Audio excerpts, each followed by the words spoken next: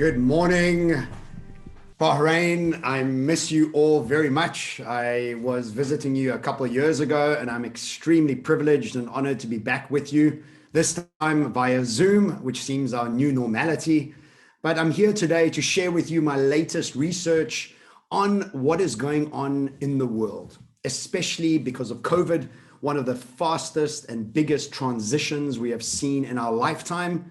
So I'm really excited to be with you, and thank you so much for inviting me back to be speaking to you.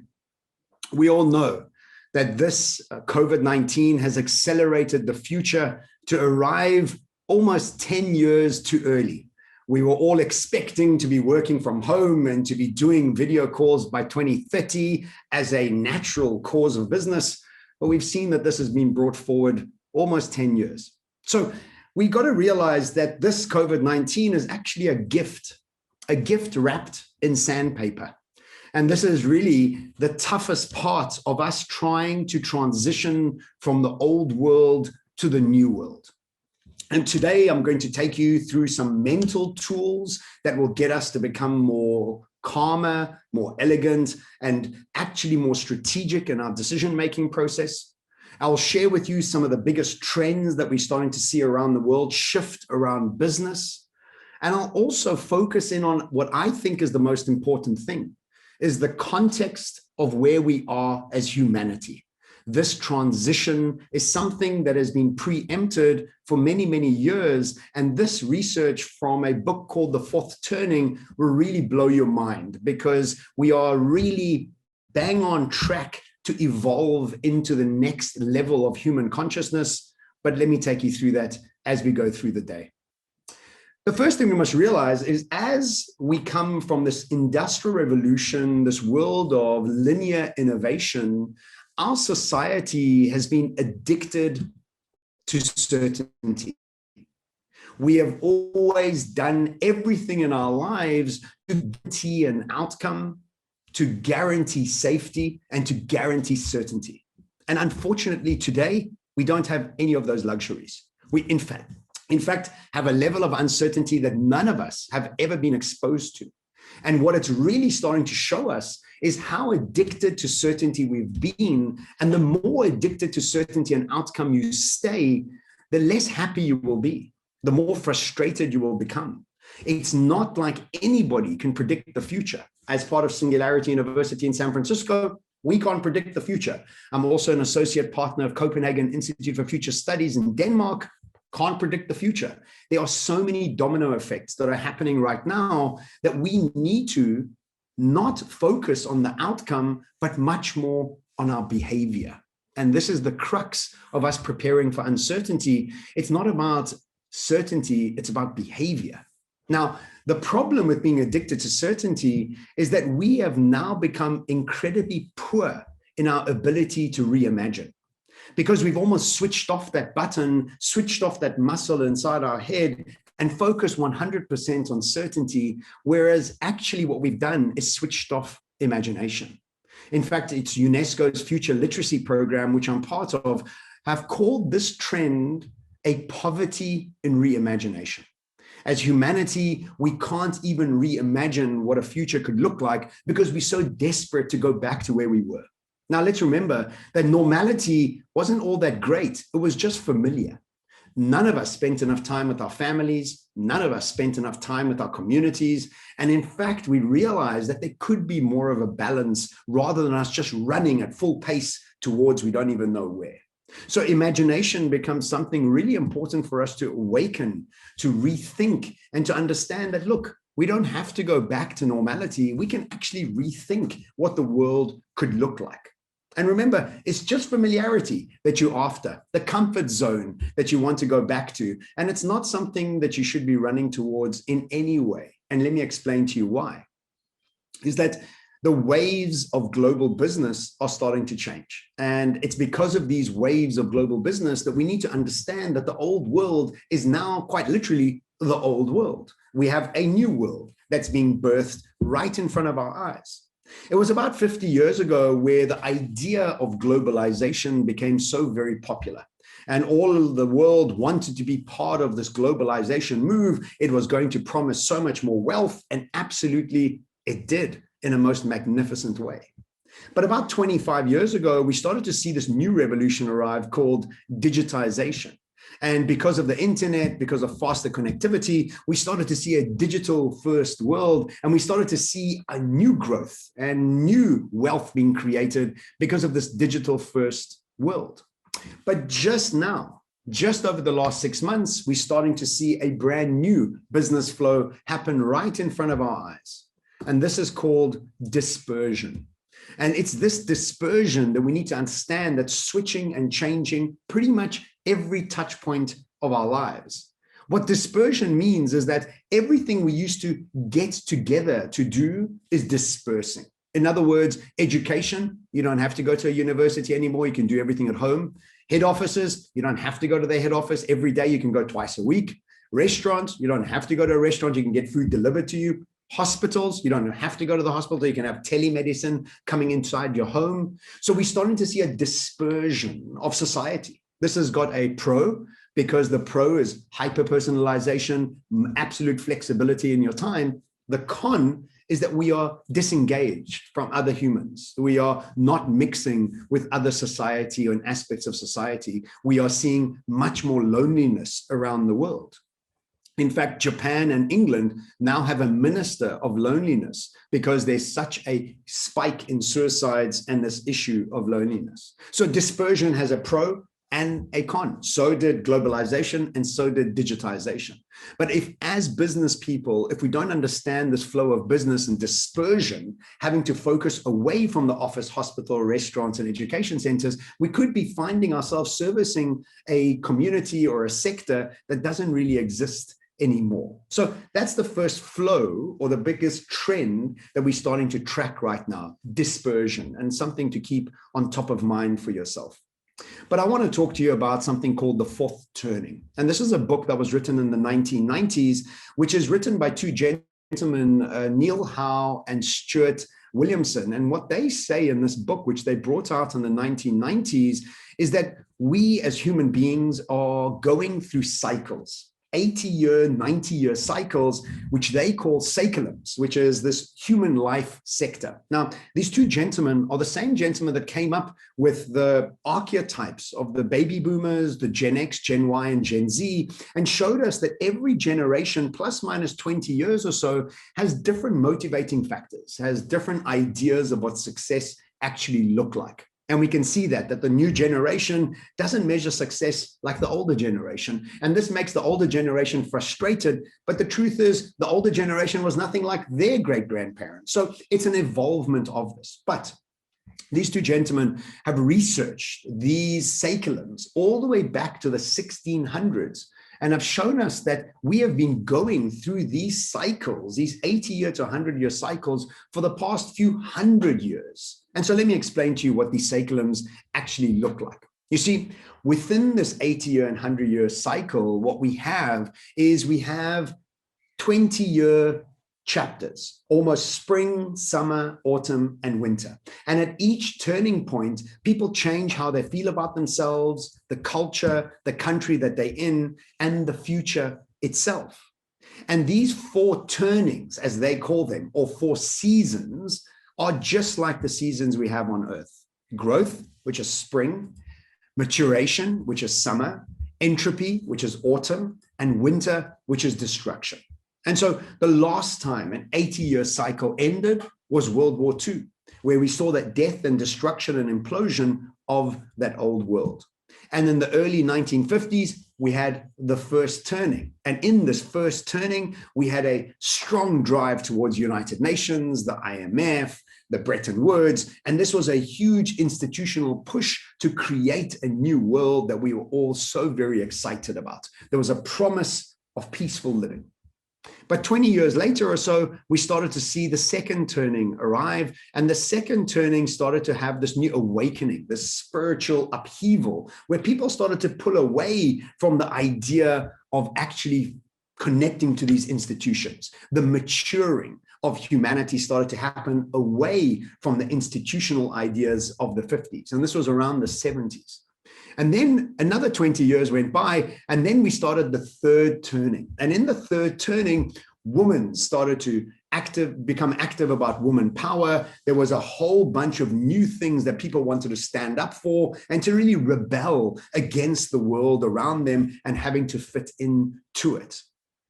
And then around 2005, 2006, we started the fourth turning. And this is where we are right now. We are at the end of the fourth turning. And they call this fourth turning the crisis, upheaval, where we're starting to see all structures break down. And if you think about it, all parts of the world, every structure that we once trusted implicitly, we're starting to question. Just education as an example, we used to guarantee ourselves success by getting a degree, becoming a doctor or an engineer.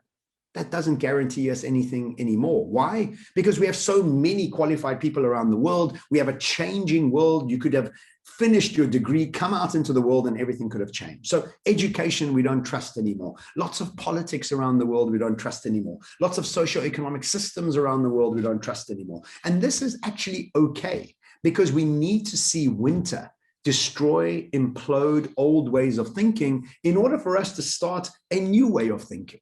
And so where we are right now is almost 2 years into this ending of the fourth turning, or winter, as they call it. We still have another 3 to 4 years to go, and we will come out into a brand new world. Remember, World War II ended and we began spring, a brand new and exciting world. So when I said at the beginning of the talk, don't be in a hurry to go back to normality, is that there is no normality to go back to. This is the wave that's changing into this new world that we're moving into.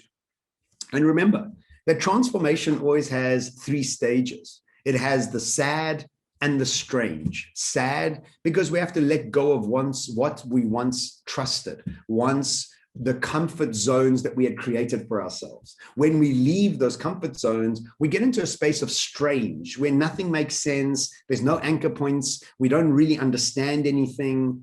And this is where we are right now. We are in the sad and the strange, and we will be in the sad and the strange as the old world starts finishing up and we start getting ready for the new world, or as it's called, the third stage of a transformation, the adventure. And the adventure will begin again, but we must take this time right now to pause, to rethink what value we bring to the world, to rethink who we want to be in this new world, because we need to evolve to add value to this new world.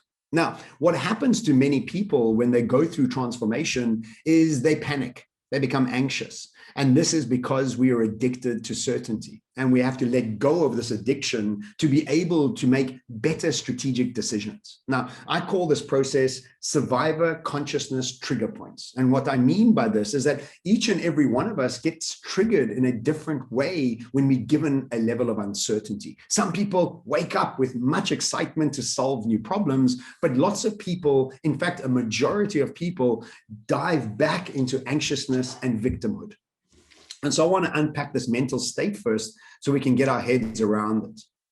See, the survivor consciousness trigger points can be because you have unhappy employees, or maybe you are an unhappy employee or an unhappy business owner. Your business could be in a lot of trouble, or you could see lots of businesses around you in trouble, or you're just having a bad relationship with your wife or your husband or people around you. And that has been happening a lot around the world. Lots of divorces are happening and lots of relationships are ending. And there seems to be a lot of anger in the air. So we must realize that we have a choice when it comes to responding to these levels of uncertainty. And this is important for us to realize. You do have a choice. And I'm going to explain these choices to you so you have some level of understanding whether you're stuck in the naive mindset or the drama triangle, or you're able to make decisions from a mature mindset or the creative triangle. Now, many of us in our lives make some decisions about some things in our lives from the naive mindset and some decisions based on the mature mindset. But the trick here is we're talking about business. It's about reinventing who we are and what value we bring to the world. And it's important that we come from the mature mindset.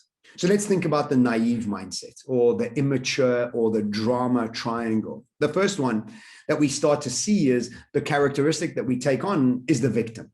Oh, poor me. I can't believe this has happened to me. I've worked so hard for my business. Why does this always happen to me? Blah, blah, blah, blah. We can carry on until the cows come home about feeling sorry for ourselves. In fact, we like feeling sorry for ourselves. It seems like we're addicted to it as humanity. But really, when you're feeling sorry for yourself, you're not creative, you're not energetic, you're not innovative, you're not thinking about the next thing. You're just sitting there sulking. The second characteristic is called the savior, or the sympathetic person. The person that sits on their couch and feels sorry for the world, but does absolutely nothing about it. And we all know somebody like this, because they're giving themselves permission to be sad based on other people's problems, not really actually energizing themselves to fix any of those problems out there. And then the third characteristic is the angry person. I'm angry that the world is changing. I'm angry that all the hard work that I've done doesn't mean anything in this new world. I'm angry with China. I'm angry with America. I'm angry with whatever you want to be angry with. Now, when you are stuck in the naive mindset, you aren't able to be creative and to get ready for the first turning, for the renaissance, for the spring that's coming. But if you're feeling any of these things, I really do suggest that you become very clear that they're not helping you, and you should try and stop them. And I've done this with myself in my own life, is I've realized that some places I'm suffering from this victim mindset or angry or savior. And now that I've realized that I have a choice to be stuck in my naive consciousness, or I'm able to evolve into my creator mindset. And this mature mindset or creator mindset has three different characteristics. You move from the victim to the creator. I don't feel sorry for myself. I look for opportunities in this new, uncertain world. Instead of feeling sympathetic, I now become a coach. I become empathetic. Very different. Sympathetic, I look down and feel sorry for you. Empathetic, I lift you up and help you. We know that Oprah, for example, is not sympathetic to women. She's empathetic to women. She tries to help uplift women. She doesn't sit on a couch and feeling sorry for the woman. And lastly, you move from anger to challenger. I challenge myself, I challenge my community, I challenge everybody around me to be better, to uplift together and utilize the anger in a much more positive way. And what this does, it gives us an ability to become clear of what ships we need to burn. And by this, I mean, when you realize things that are bringing you drama, things that are bringing you anger, burn them, get rid of them, get away from that so that you can start getting ready for this world of uncertainty, in this world of newness, renaissance, and spring that's coming. So let's talk about the business side of this, because I think this is really key, because that's what we're here to do, is discuss business. The world we come from is a complicated one, and the world we're moving into is a complex one. And this is very, very important for us to take into note, because what we realize is that the way we used to prepare for the complicated world is fundamentally different of how we need to prepare for the complex one. So let me explain complicated world to you. Complicated world has patterns that repeat themselves. That's why you can use an Excel spreadsheet, an accountant, and a mathematician to look at last year's sales, add some different pricing structures to it, and extrapolate it into the future. That's why in the past you could have a 5-year plan, but today you can't have a 5-year plan. You can't even have a 12-month plan because things are changing so radically. The second thing is you can utilize mathematics, design, and accounting to solve your problems in a complicated world, because they are patterns that repeat themselves. So they're easy to solve. The third thing is that eventually everything in a complicated world becomes automated. And I'll share an example with you just now that shows you how anything complicated can be automated quite quickly. And lastly, the key business models in a complicated world are economies of scale and efficiency. We have been taught economies of scale and efficiency in all our economics classes, all our accounting classes, and all of this made sense in the old world. Let me explain to you what a complex world looks like now. A complex world has some patterns, but they don't repeat themselves. And we can see that in the world right now. We don't know. I mean, that Suez Canal, COVID-19, $2 trillion being printed, China and America in a tariff war, a fourth wave of COVID, you just name it, dispersion. It's just patterns that don't repeat themselves. And that's where we are right now. And this will become more and more as we start moving into the future. These cannot be solved using mathematics and design. You cannot ask an accountant to look to the future and use the past as an example. That's not going to work anymore at all. In fact, that could see the demise of your business. Thirdly, the technology that's required to create automation out of a complex world is not available yet. And this is us as human beings are able to become more clear how important we are in a complex world and how less important we are in a complicated world. And again, the example I'm going to share with you now will explain this in more detail. And lastly, economies of scale needs to be changed to economies of learning. It's not about pushing your costs down and profits up. It's about how quickly can you unlearn to relearn what your customer wants before your customer even knows they want it. And lastly, to move from efficiency to robustness. Let me explain. Remember when we used to go to the airport and we used to put our suitcase in the conveyor belt? That conveyor belt was a complicated world. It had patterns that repeated themselves. So with highly automated systems, you could get your suitcase onto your plane that you were flying 99% of the time. And if you've ever seen any videos of what goes on behind the scenes with those suitcases, it's an absolute miracle that they get those suitcases to us because there are millions of them flying around, but they do. Why? Highly automated, patterns that repeat themselves, and those things work 99% of the time. But the minute you get onto a plane, now you're living in a complex world. And because of this new complex world, what we have is a brand new set of rules. You see, once you're up in the air, you need to prepare for all eventualities. In other words, you have 3 pilots when 1 is enough. You have 4 engines when 1 is enough. You have 5 operating systems when 1 is enough. Why? You have no idea what's going to happen when you're up in the air. Another bird could fly into the engine, a pilot could pass away, anything could happen up there. So we've built planes with complexity in mind and not complications. In other words, it's not about efficiency, it's about robustness. It's about how do we express ourselves in a multiple different ways so that we can be ready for all eventualities. And this is really key because if you still focused on economies of scale and efficiency, then you only are betting on one option when you're coming out of COVID. And that's going to be a very, very dangerous thing for you to do. So we've moved from a just-in-time world to a just-in-case world. The just-in-time world was perfect for a complicated world, and a just-in-case world is what we need for a complex world. And this really is the shift in dynamics of business, because we can't be focused on efficiency. We have to be experimenting. We have to be trialing new things. And this is tough because we've been taught exactly the opposite for the longest time because of the Industrial Revolution. Now, the biggest problem comes in here is that many people in positions of power and success suffer from something called the expert problem. And let me read this to you. It says, the more expert, or at least the more educated a person is, the less likely that person is to see a solution when it is not within the framework in which he or she has been taught to think. And this is the crux of the talk, is that we have all been educated, we've all been trained for decades to be excellent and experts at the old world of business. And this is the transition. This is the transformation. It's sad, it's strange, because you have to let go of many of the things that made absolute sense in the Industrial Revolution to pick up new things about this new digital, dynamic, quantum world we're moving into. And this becomes the key difference between innovation and disruption. Innovation is doing what you did yesterday, just a bit better, bringing about more efficiencies, which I don't say isn't necessary, but isn't the key aspect, because disruption is what we need to be focusing on. And disruption is making your current business model obsolete to create a new business model. And again, this is not an easy process. And so we must become clear that the process we're in right now is difficult. And we should be okay with that because we have no choice, to be honest. Let me give you an example. Innovation, Gillette is excellent at innovation. They went from 1 blade to 2 blade to 3 blade to 4 blade to 5 blade. Did anybody ask for the 6th blade? No, nobody did. But they couldn't do anything more because all they were doing was what they did yesterday, just a bit better. Just add another blade, just add another blade.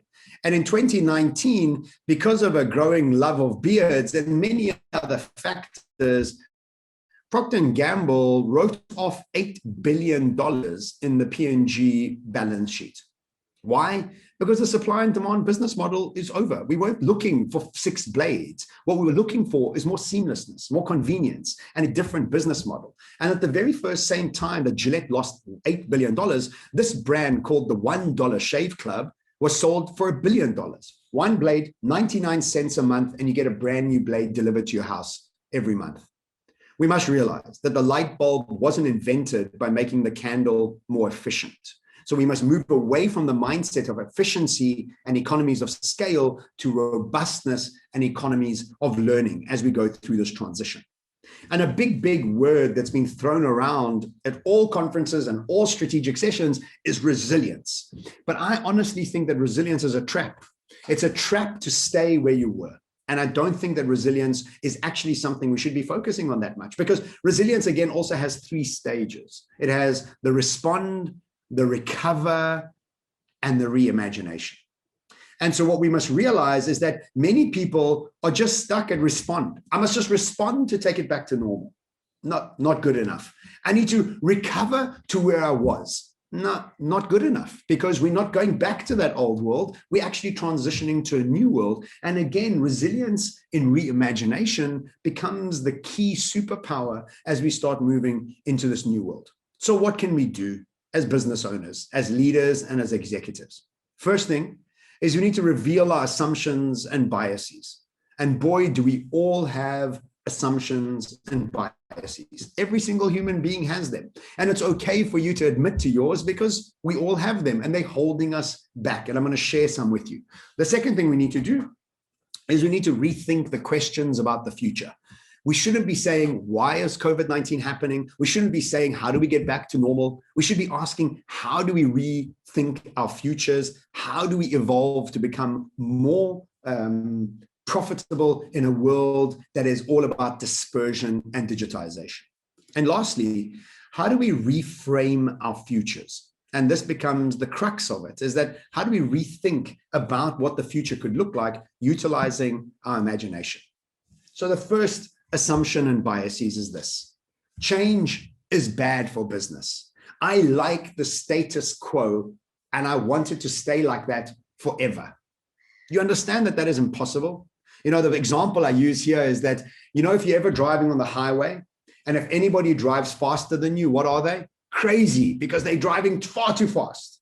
Anybody who's driving slower than you, what are they? A danger to society. They should be watching where they're driving. Do you know who's driving at the right speed? You. Only you. Nobody else is driving at the right speed. And this is exactly what this is like, is that we want the world to stay exactly as I understand it. My grandparents did it in the old way. These kids of today are too futuristic. They're always on their phones. We don't want them to be ruling it. We'll just do it our way. The Goldilocks porridge scenario. Only the temperature I like is the right temperature. Anything before or after, no good.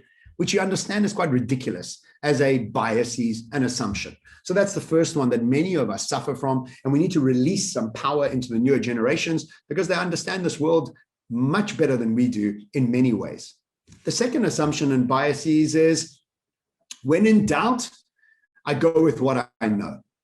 In other words, I don't want to learn anything new. I'm really an expert at the old world, and I'm going to speak to everybody else in my life that also confirms what I know. I don't want to bring any new information in, or anybody who argues with me, or anybody who thinks differently to me. That's a waste of time for me. I want everybody to confirm exactly what it is that I think. We also know that this does not allow for innovation, does not allow for disruption, does not allow for new ways of thinking. Remember, we are all cell phones at the end of the day. Whatever input you put in as a software is the output that you get. And so if we keep putting in the same input, we still keep getting the same output. So I make an absolute focus point of continuously listening to new podcasts, really reading new books, so I constantly have new input so I can keep changing my output. And it's absolutely okay to change your mind, to think about things in a different way, and in fact, quite necessary in the world we're in. And the last one is the optimism biases. I suffer from this. I can't lie. I'm always optimistic about things.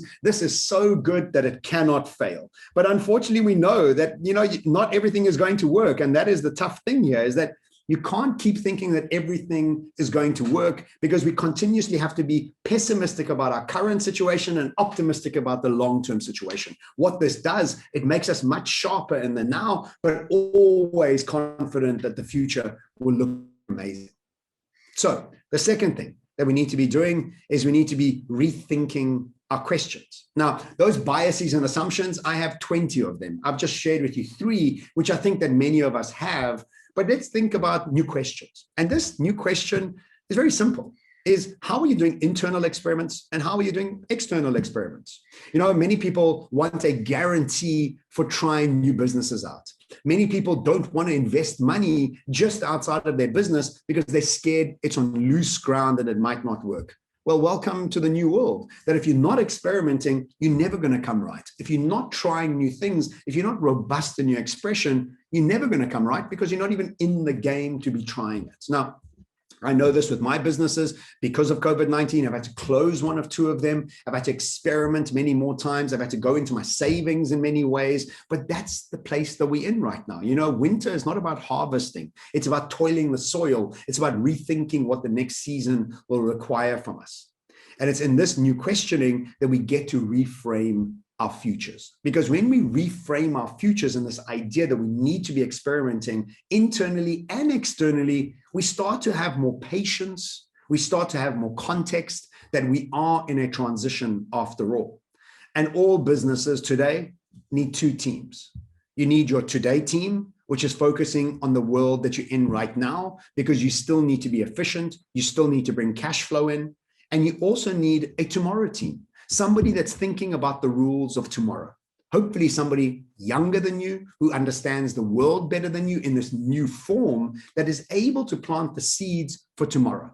We've seen many organizations around the world have these today and tomorrow teams. One of the newest ones that we've started to see is Japan Airlines. They've spent $70 million inventing and rethinking the future of travel. Now, they've got a today team that flies planes, that has pilots and is in airports, and they have a tomorrow team that's got nothing to do with planes. What they've created is an avatar system, a helmet and a suit, and you can travel to anywhere in the world in the comfort of your home. And they've already started to try this out with paraplegic people and with sick people that are able to travel now to any destination with anybody in the world, never leaving their couch, never leaving or going to an airport, but a totally new way to travel. This technology obviously is very new and it's quite clunky, but eventually it will be amazing. Why? They're experimenting in the tomorrow options of travel. Will this be the guaranteed travel of tomorrow? Maybe, maybe not. But if you're not in the game, if you're not having a tomorrow team, if you're not experimenting, you're never actually ever going to know, to be honest. And so we must realize that as leaders, and no matter what you're doing, you're always a leader. And as a leader, what you have is this dopamine hit or your internal reward system. And we can be given our own dopamine in 2 different ways. And we can initially be given it with an intrinsic reward system or an extrinsic reward system. In other words, we give ourselves dopamine and happy enzymes in our heads because of something we've achieved, or we're always waiting for outside people to give us this idea of dopamine. Now, they did an experiment in a book called Growth Mindset, which I'm sure many of you have heard. Carol Dweck wrote this book, a Stanford professor. In fact, Satya Nadella, the CEO of Microsoft, made his whole company read this book about growth mindset. And this is the idea of dopamine. That's how simple it is. It's really, when do you allow yourself dopamine? And so what they did was that they experimented with these 10-year-old kids where they were doing art, and these kids were loving doing art, and they did art and they loved art for the sake of art. Then the teacher started giving them gold stars. And then the kids loved doing art because they got gold stars and they loved doing art. But then the teacher started taking away the gold stars, and all of a sudden the kids stopped loving doing art. They had changed the dopamine from intrinsic to extrinsic. And so we realized that we have been trained, in fact, what Stanford professors are calling a dopamine reward prediction error. And this is what's happened to us throughout our lives, is that if we studied hard, our parents were okay with it. If you got an A, you were said, well done. Nobody gave us any gold stars for the effort we put into the work, only the result of it. And this is what Stanford is calling a prediction reward error, because we don't get any dopamine throughout the process of struggle. And if we don't get an A, we still don't get any dopamine. So we have a life that's really quite miserable. Now, they've also realized this with the Navy SEALs, is that the gentlemen that make it through the Navy SEALs have realized that the way they make it through the Navy SEALs training is by giving themselves dopamine for the process and the effort, not for the result. And this is where we are today. We are in a world that is tough. We're in a world that's transitioning. We're in a world that's full of challenges. And if you don't adopt the growth mindset, in other words, if you don't adopt the mindset that everything that is challenging is good for us, you will be frustrated, you will be unhappy, and you will never allow yourself any happiness enzymes inside your brain. Nassim Taleb calls it anti-fragile. When you're fragile, you fall and break. When you're anti-fragile, you fall and get stronger. This is what I urge you to do, ladies and gentlemen, is become stronger in the challenge, because that's where we are. There is no other way to say it, but enjoy the puzzle. Don't wait for the solution. Enjoy the challenge that we're in right now as we go through a process of reinvention. And if you do adopt the understanding of the fourth turning, understanding of dispersion being the business flow, realizing that you don't need to be stuck in a naive mindset, but actually can be a creator in a space of uncertainty. If you understand that you can adopt a anti-fragile mindset, a growth mindset, you then become excited about uncertainty. You see opportunities everywhere. And there's a great saying that says, when nothing is certain, anything is possible. And conquering uncertainty relies very heavily on reimagining the world that we want to be going into. And this is what we need to do as a collective, to be participants in reimagining the world that we're moving into. These are the ones that reimagine the adventure will really becomes the ones that achieve propulsion in the new world that we're going to. And ladies and gentlemen, this becomes your incredible privilege of choice. Thank you so much for your attention. I will stop the share and I'll be open to questions if you'd like to have any of them for me. Basim or Ali, I don't know whoever's emceeing this.